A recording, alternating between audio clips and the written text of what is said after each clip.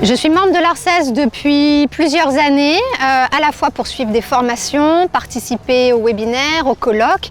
L'objectif, c'est de se nourrir intellectuellement de tout ce qui se passe dans nos fonctions de communicants de l'enseignement supérieur. Ce que j'aime beaucoup à l'ARCES, c'est la prise de hauteur. Ce sont des moments quand on se retrouve, que ce soit en formation, dans les grandes journées annuelles, où on peut nourrir sa réflexion stratégique.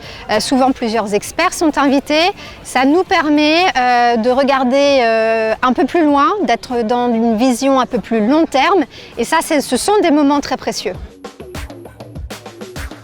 Pour une école de management, c'est aussi très important d'être membre de l'ARCES parce que, et ça c'est une vraie force de l'ARCES, on se rend compte qu'on est tous, quel que soit le statut de l'institution, université, école d'ingénieur, école de management, on est tous traversés par les mêmes problématiques.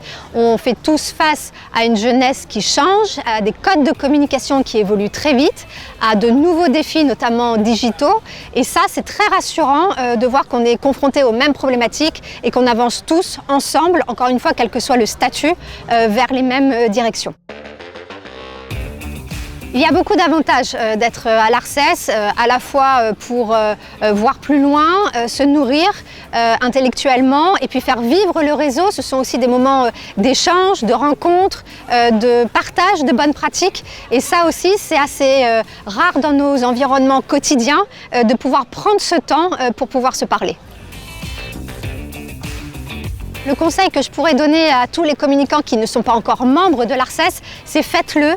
Faites-le maintenant, donnez-vous cette possibilité, cette chance de pouvoir accéder à ce réseau qui de toute façon vous sera mutuellement profitable à très court terme, mais aussi bien sûr, j'en suis sûre, à très long terme.